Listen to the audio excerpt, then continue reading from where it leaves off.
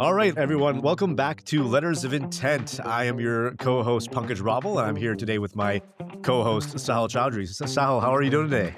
Yes, Pankaj, I am very excited for today's guest. I feel like we're increasingly living in a digital world, and security and cybersecurity has become a very important part of our lives. So I'm very excited for us to welcome Rudy Ordaz, the CEO of DataWise Networks. I think we're going to learn a lot today. I agree. I think it is definitely, there's a lot to be learned here in cybersecurity. For me, especially, we deal with some issues regarding privacy and terms of use and things like that. But I think, the world of cybersecurity could be said to be fairly cryptic. I'm sure Rudy will be telling us a little bit more about that. So, Rudy, without further ado, welcome to the podcast. We're so glad you could join us today. Yeah, thank you, Pankaj and Sahil. It's great to be here. I'm excited. I'm trying to do this more often and, get better at being a guest. So I appreciate you guys having me on. Yeah, well, it's a pleasure to have you. You and I, Rudy, have met for lunch a few times. We've chatted a few times in the past. I love kind of what you've done, your entrepreneurial journey in terms of work in cybersecurity and how that's changed over the years. So I want us to maybe take us back to kind of how you first got into cybersecurity and tell us a little bit about what got you into this field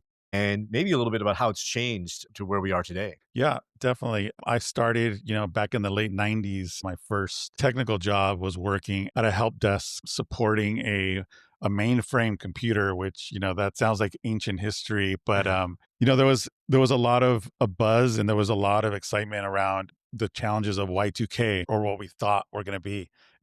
Banks were going to stop working. The lights were not going to be on anymore. That was a boom for tech jobs. And I happened to be working for a large company at the time. I was doing running a check sorter, which was more of a entry level or remedial job. But as I was there already a couple of years and I learned the system, how it worked, as this need for more tech professionals came on, I was able to work at a help desk and then start my IT, if you will, career from there. From there, I did work for a few corporate players. So that was with a company called EDS, which was a very big consulting company at the time. I worked for Northrop Grumman, Magellan GPS, and then a few consulting companies along the way. And I really got my entrepreneurial journey started in '08 when the financial crash happened. When a lot of people were getting laid off, and I was part of that. I did get laid off, but it allowed me to then explore working on my own. I ended up working as a one-man consultant,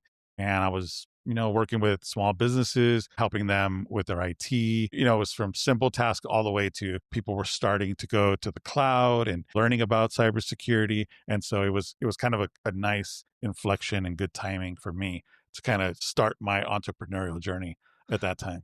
Absolutely. I want to ask just about how you went from your initial job working with this computer mainframe to developing your skill set in tech. I mean, at some point, it feels like you were a self starter. You decided you were going to learn and develop this expertise, which not everyone does when they're at their first job. So, how did that click? That idea that, okay, this is the space I need to get into, and this is what I need to learn. Yeah, that's a good question, Dale, because I don't do a lot of reading, but one book that, kind of taught me how to start a small business and kind of the framework for that was The E-Myth by Michael Gerber. Yeah. And I learned, this was after the fact, I learned that, most small businesses are started by technicians, whether you work on computers, hair, you're a plumber, you have some kind of technical skill that you then wake up one day and say, you know what, I can do this better than whoever I'm working for, or I can do this better, if I just go out on my own. And so you take that leap. And I definitely had that entrepreneurial itch and said, I want to start something on my own. I think I can help individuals on my own. But then what ends up happening if you want to have a successful small business is you have to learn to be also a manager. So, paperwork and running a business. And then you have to also be an entrepreneur. And so entrepreneur, manager, and a technician. I believe those are the three components that I learned from reading that book. And I kind of still, hold to that. As far as technical skills, there's so many in IT. There's networking, there's cloud, there's cybersecurity. There's so many different things that IT and cybersecurity professionals need to be good at to be good at their jobs. And I think it's in a lot of different industries. But I definitely had to learn to have that both mindsets. I'm a technician or I'm a engineer one day, and then I want to start a business. And now how do I grow the business? How do I keep employees? How do I eventually buy another company? How do I sell that company? So there's definitely two sides of the brain when you're running a business and you're also delivering service and, staying on top of the industry and trying to make sure you know the trends, and then a little bit enough of everything to stay dangerous. But again, then you got to assemble the right team, right? Like you Yeah. have to have the right partners in place, and you have to have the right employees that you're hiring at the right time. So a little winded with my answer, but I think that's how I mentally kind of put that together as far No. as skills that have helped me, run a company. That's great. Yeah, and I definitely want to, dig a little bit deeper into that. But I mean, I think just kind of backing up also a little bit, I just realized like we haven't really understood what cybersecurity is. So I'd love to like have you give us a little bit of a overview of cybersecurity because I feel the term is thrown around all the time, but it sounds like it's comprised of a lot of different skill sets. It is. And, cybersecurity and AI, they're hot industry. Like, Wall Street loves them because there's a lot of money being invested into them. There's been big companies that have come out of those spaces. And cybersecurity has existed and has been part of securing data for many years. It just wasn't coined. But when I talk to business owners and they say, "Well, am I doing cybersecurity? Like, do I have it?" Yeah. People don't Am I realize like it's secure? not. Yeah. Yeah, Yeah. am I secure yet? Like, I still get these emails that look threatening, or like they say I should do this and that. Yeah. So I try to boil it down to like 5 key points of what a business is doing or an IT partner is doing. One, do you have multi-factor authentication? Are your logins being challenged? Two, do you have backups in place? Is there some way for you to recover if a bad actor got a hold of your data or took control of your data? Are your devices being managed? Can you recover a cell phone or a computer that an employee might lose or have stolen, or they decide to go on vacation and they don't want to get a hold of for 2 months? Do you know where that device is? Your permissions, who has access to what? And then some kind of security awareness training, at least on a basic level. Can people spot a bad actor or an email that's trying to disguise itself as something else? I think those 5 points really are the basic cybersecurity that somebody needs to employ if you have a small or medium-sized business, and even larger ones. That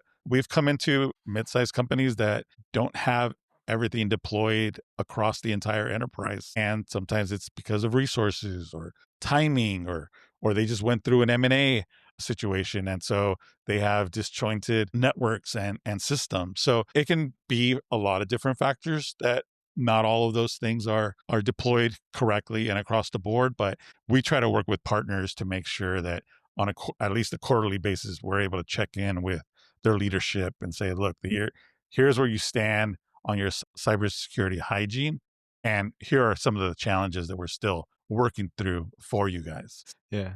As a law firm owner, I'm super paranoid about security risks. We get a scam email more than once a day, say open up this Yeah, PDF. And they're getting very sophisticated, right? They're making it sound right. like, oh yeah, maybe this is an invoice I need to open or something like that. What do you think is the best prevention for some of these issues? Or is it just like, making sure you're aware of it? Or is it like, I know there's like a YubiKey. I don't know if you could explain what that is. Like, how paranoid should you be as a business owner? So as a business owner, you should be paranoid to the point where, you're able to check how secure you are. And we test our systems for how secure they are. Now, it's kind of vague and it's kind of like not anything you can really grab, but the way we usually think of it is security is not a project. Like you can't say like, "Oh, sign me up for this one product and then I'm secure." You really have to think of it like it's an ongoing thing, it's an ongoing process It's a that. practice. It's a practice, Yeah, it's a not a project. practice. Yeah, A great yeah, word. Yeah, that's a yeah, great way to put it, Pankaj. It's a practice that comes down from leadership.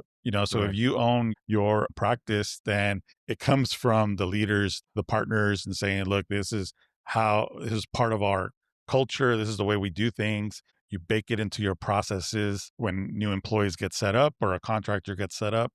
We know these processes are put in place.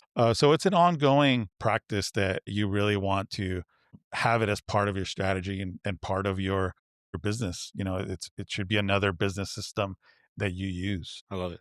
I have a question about something I experienced recently. So I'm coming back from an international flight and my eyes get scanned, and the customs agent doesn't even need my passport anymore. So I have to imagine Mhm. that biometrics, you mentioned AI, but I feel like biometrics, AI, tech is now playing this larger role in security where we are integrating into the security systems. I'm just curious if that has touched the small to mid-sized business level yet, and if you have any experience dealing with the requirements of governments now. So, yeah, I mean, that's difficult, not difficult, but there's a lot of systems in play when you're talking Yeah. about biometrics and how are those being managed, right? So you have giant databases with data that are being sifted through and compared, and there's controls in place to make sure the right people are being, let in to the country or on a Right. flight, things like that. We can make it more simple. Most computers now have some kind of biometric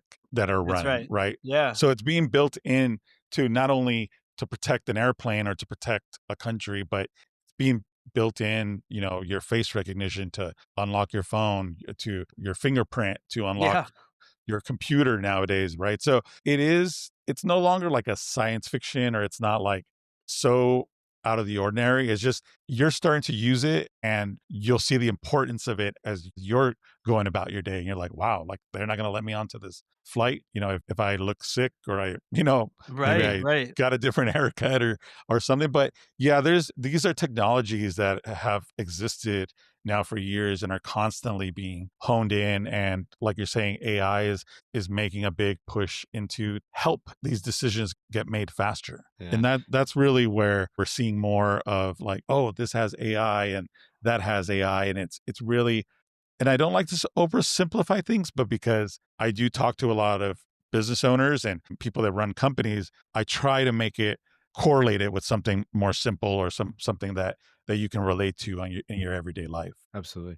Do you believe we still have privacy? Uh, without getting political, that's there's I don't have a military background, so I think of it like layers, right? Yeah. Like there's information about you that you probably don't know that's out there, or you wouldn't want it to be out there, but it Yeah. it does exist. We are very trusting in our technology, and that's on purpose, right? So there's a lot of companies that are making a lot of money off of our data and Yeah. off of how we interact with the internet, social media, our own devices.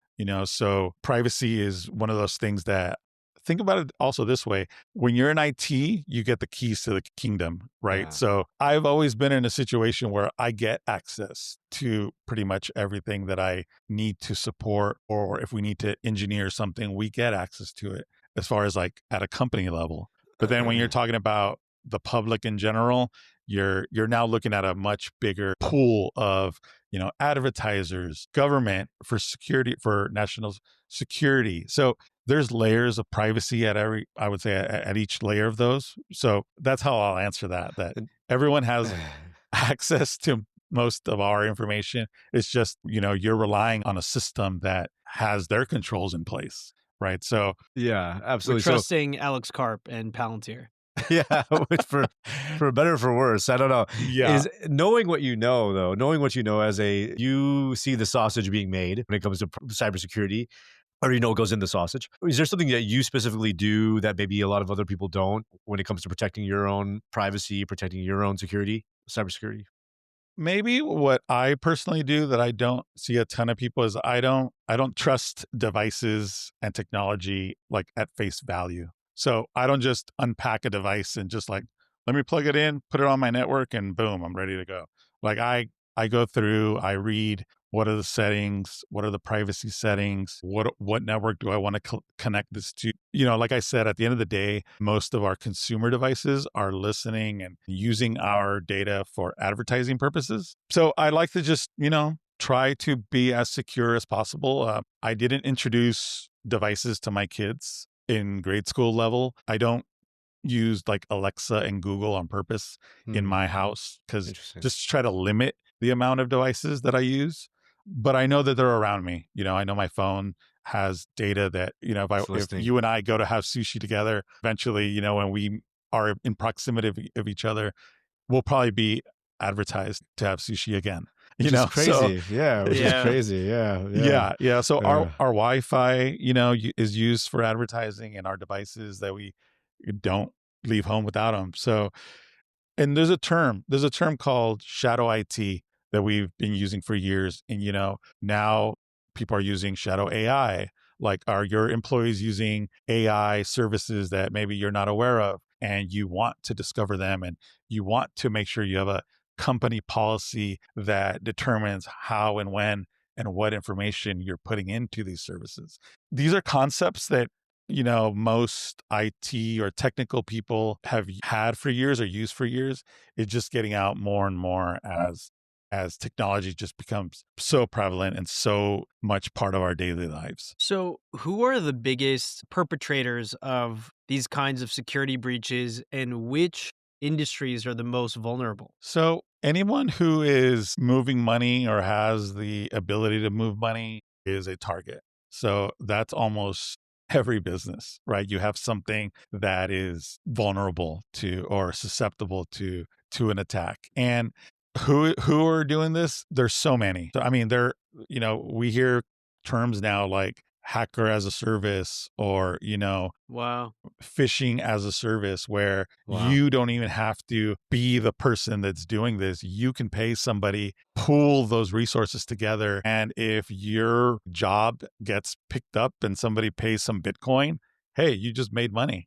Wow. And, Wow.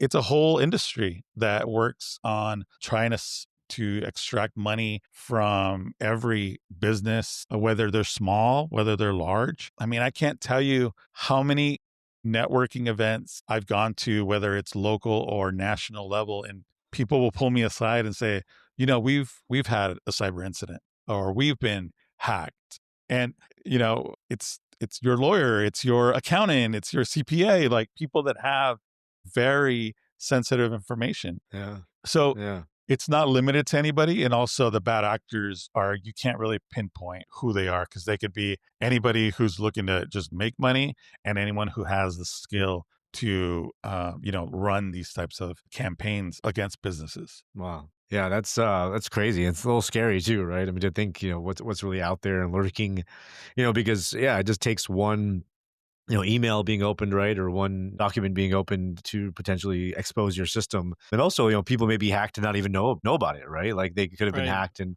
data extracted and then they never know. So what's one piece of advice you'd give like a growing company? Let's say, someone's found some product market fit and now they're growing. What should they be looking out for? What should they be doing?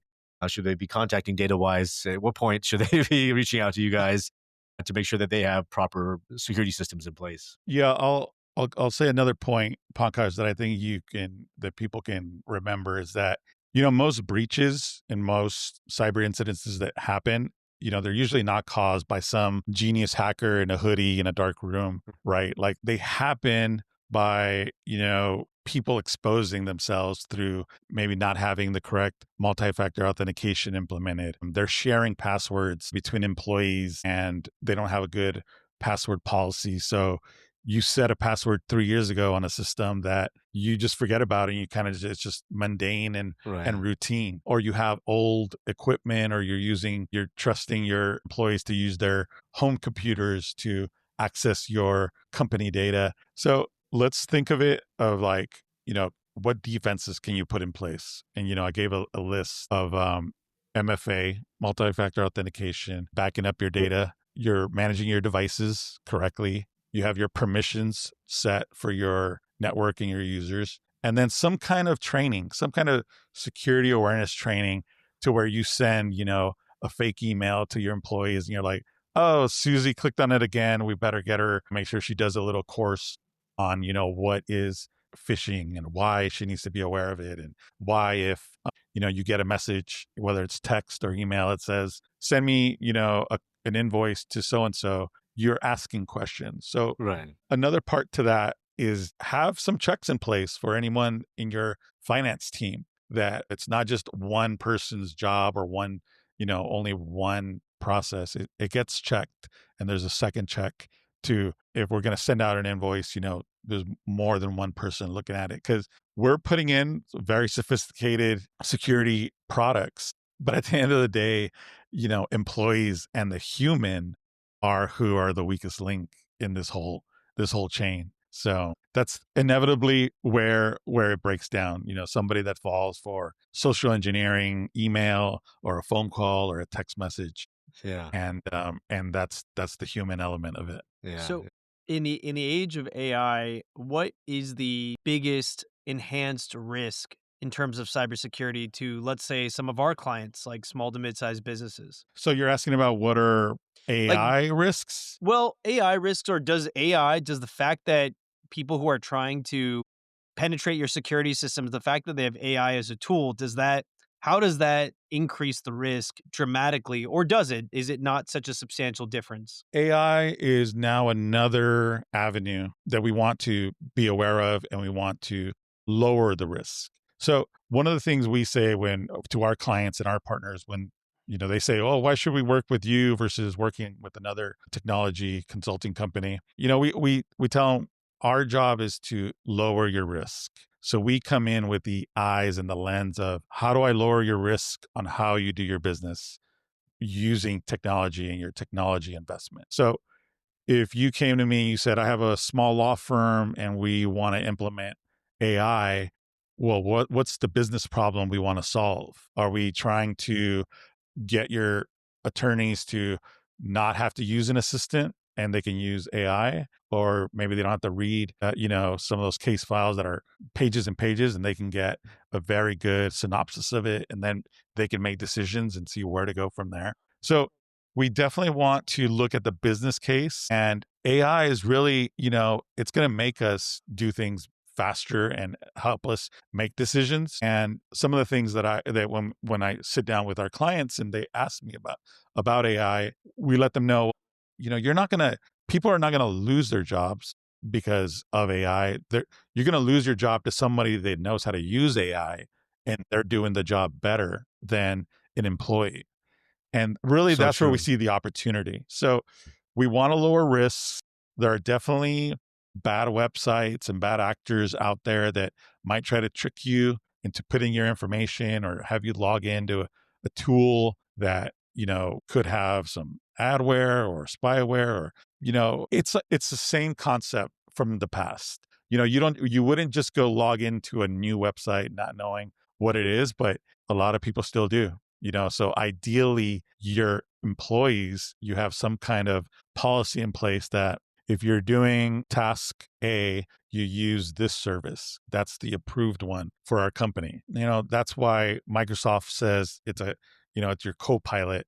It's supposed to be there to work with you versus, it's not taking over your job, and it's going to help you. But lowering the risk is by knowing what our employees are logging into, and just minimizing, we shouldn't be like the Wild West and just going into any website or any service and just putting all your company information, especially if it's proprietary. We don't want to be doing that. Yes, very good advice. Anyone listening out there. So we are the law firm for deal makers and risk takers. We talk a lot about mergers, acquisitions on this podcast, and I think you had gone through an acquisition yourself. Is that correct? I have, yeah. Yeah. Yeah, I bought, a company before, and I also have sold a IT company to another company and worked there for a few years. Okay. Yeah, I'd love to hear a little bit more about that process for you, and any guidance you may have to people, for someone looking to maybe acquire a business, to start. What was one thing that led you to believe that, okay, yeah, now's the right time to acquire another business? And how did you go about positioning yourself to make that acquisition, from financing to structuring the deal points? So I get a lot of other IT owners and other tech consulting owners that's very interesting to them, because they might have been in this business for a while, and sales are hard, and sales are hard for everybody. But how do you grow? How do you grow a tech company?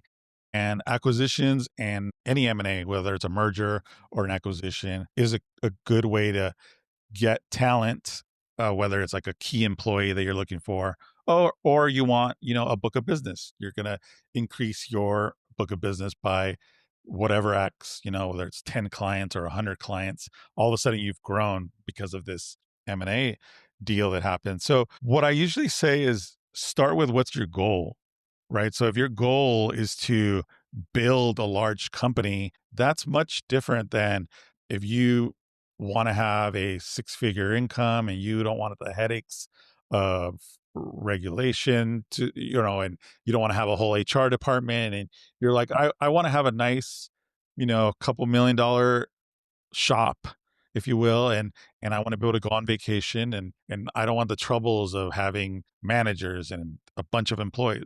Two totally different goals, right? Right. So when I started the business that I sold, I came into it knowing that I wanted to grow the business. I wanted it to grow to, multi-million dollars versus $1 or $2 million. Interesting fact, most technology companies are small in America. They are right around that couple of $1 million. So a lot of companies exist at the small scale. And so what I decided was, okay, I want to grow and make sure I have a good sales process so I can grow organically. And then when I saw the opportunity where somebody was looking, they put their hand up. I'm part of quite a, Pankaj, I know you through networking. So I know a lot of other IT people through networking. And I believe it was like on a Facebook group for IT owners. And somebody said, oh, I'm looking for a possible partner. And I love to take the meetings. That's one of my philosophies is I'll take the meeting and see if I can help, whether it's partnering or just giving advice on things that I've been through as a IT company owner. But I will take the call, and that call happened to be from a company in Denver that was looking to sell their managed services clients. And we ended up structuring a deal where it was more of an earn out, and it didn't cost me like financing out of pocket per se. It was more of we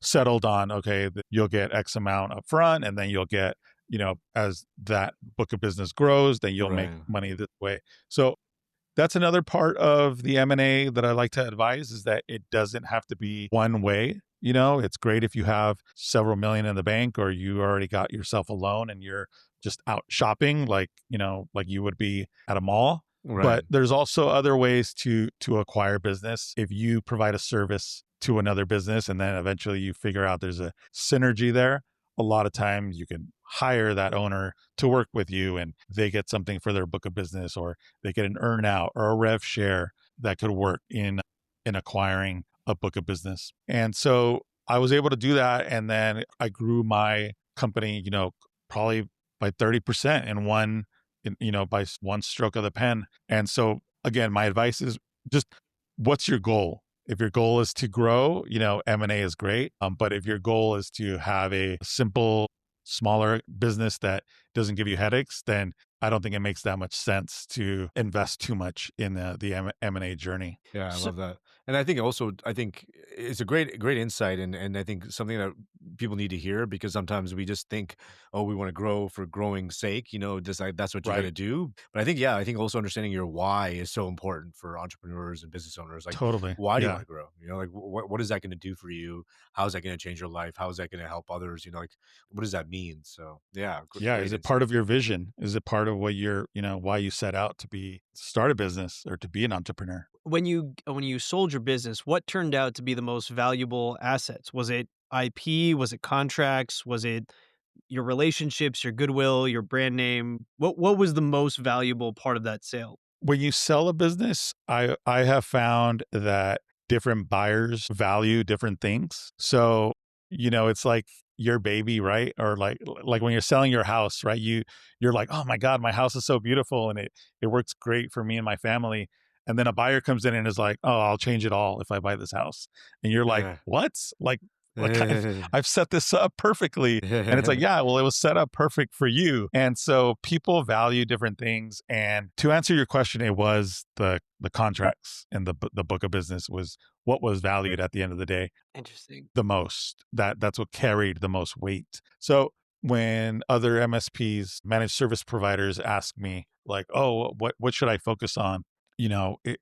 It's a little bit of everything because you don't know what the buyer is going to have, but the market a lot of times dictates that it is your book of business. That's where the value is in a service-based industry that it's built on recurring revenue, right? So we're selling contracts that are paid every month based on the services that we're going to provide. And as they're more and more valuable, a lot of times it has more expertise. Different services are included in that. And when they're not based on time and materials, is like you sign up and say we're open, customers call me when you need me, as opposed to the more proactive managed services industry that we're in.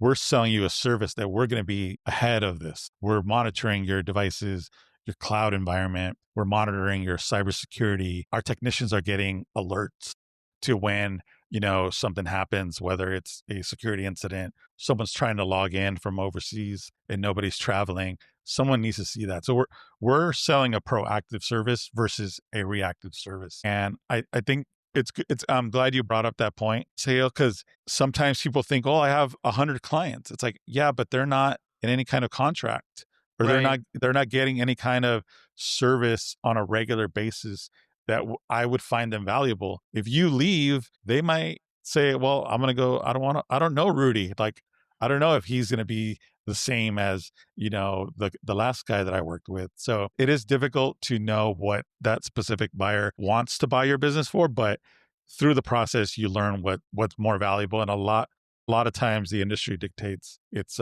contracts and that ongoing recurring revenue. So letters of intent, audience, contracts, contracts, contracts. That's where the value is. Don't sleep on your Yeah. contracts. Yeah. That MSA, has saved us, Yeah. quite a few times for sure. Absolutely. So we're gonna jump into the lightning round now. I want to just quick answers, ideally, just a few just questions that I think come up a lot. Is what's one cybersecurity myth that you wish every business owner would forget today? Like, what's one thing people get wrong a lot about cybersecurity? That it's a ongoing process. It's not a project. Yes. Okay. So forget that it's a project and recognize it as a process. It is a practice that you have to kind of look into every day, every week. And Yes. because, It's yeah, you're right. The goalpost is always changing too, right? Like things are always changing. Threats don't go away. So absolutely. It's kind of like the practice of law, I think. It's like Yeah. you never perfect it, right? yeah. So, And laws change, Yeah. especially compliance. I know we haven't talked very much about compliance, but right. we have a lot of clients that rely on us to stay up to date with as compliance changes, and especially from the government, if somebody wants to work with the government or they're working with any large institutions, they have compliance requirements that do change, and so it becomes an ongoing process to stay secure. One thing I was going to ask, I forgot to mention, was like, do you recommend businesses use something like one password or a password manager to make sure that their passwords are secure? Yeah, yeah. It, Yeah. it can be definitely part of your stack that you incorporate. Question two, lightning round. What's the biggest red flag you spot in an IT environment within the first 10 minutes? Probably any kind of shared password, or written down account, or anything where it's easy to get logged into a system. That for me is a big red flag, because Absolutely. a lot of times if there's one, there's probably multiples, because somebody has deemed it okay in this organization. Yeah, yeah. I'm not going to say we are not guilty of that early on in our and when we first started, but we have fixed our processes since then. Talking to people like you. So, what's one technology investment that gives companies the best ROI? I think finding the right type of partner, whether it's they hired, an IT director or an IT manager, or they're working with a IT consulting company or cybersecurity consulting company, putting your money into a partner that understands your business and that knows how to help you with your technology budget and your technology investment is the best use of your money. So DataWise Networks. DataWise Networks. Exactly, exactly. Yeah, DataWise that's the Networks. Yeah, answer. I'd like That's the best so ROI. Yeah. I want to just kind of close there with, Rudy, I know you have probably a lot, we could talk for a lot longer about cybersecurity and just entrepreneurship in general. Is there anything else you'd like to leave the listeners with in terms of as they kind of build their businesses, how should they think about cybersecurity? How should they think about the future given AI is very much changing the game in every different industry? Any kind of parting wisdom that you want to share? Yeah, I think we've brought up quite a bit already, and maybe we're like, not trying to knock everyone over with this, but cybersecurity is something that is a process that the leadership of your company should own. Whether it's an owner or it's your board, and you know everyone should be held accountable from the top down in an organization. AI is a very hot topic. There's a lot of investment going into it, and we're seeing a lot of questions and a lot of confusion onto how it's going to impact every industry. And it's definitely not a doom and gloom thing. I think it's also not a magic bullet that's going to solve all of our problems in business, but it is going to be something that helps us, that is going to be able to leverage. Your best employees are going to become even better. We're going to be able to use less maybe overhead with less employees, but at the same time, you're going to get more out of your staff and out of your best players. So I do want to let people know that let's keep trying to iterate how AI can help your business, and just know it's not going to be like, oh, let me buy this and implement it, and I should see this many X ROI. It's going to help us all do our jobs better, including ourselves. The other side to the coin is, let's make sure we're using the right tools, we're secure, and then we're just not implementing willy-nilly. Everybody gets an account for this, everybody gets an account for that, because now you're spending money. You could have data leaks, and if there are any breaches, you could be held liable for putting your data into unsupported platform that is not approved by the business. Absolutely. Rudy, where can people find you if they want to get in touch? Best place is, DataWiseNetworks.com. That's our website. And there are links there to our LinkedIn, which you can find me there. I love going to networking events. And so you can find me at some of the local networking events in Los Angeles. And, you can always email me through our website is the best place. Wonderful. So the takeaway for today is, if you missed it, you weren't listening, but cybersecurity is not a project, it's a process. And we want to thank you, Rudy, for joining us today, for sharing your knowledge on cybersecurity and the importance of it. Oftentimes, it's something that people don't kind of overlook. They recognize that, they want to focus on sales, marketing, other things, but really it is one of the backbones for building a strong business. I think like legal, cybersecurity is there to make sure that you don't expose yourself in ways you didn't expect. With that said, thank you again for joining us. It's a wonderful conversation. And until next time, this is the Letters of Intent. Thanks, Pankaj. Thanks, Sahil. It's great to meet you guys. And thank you. Pankaj, to see you again. Yes. Thank you. All right. See you soon.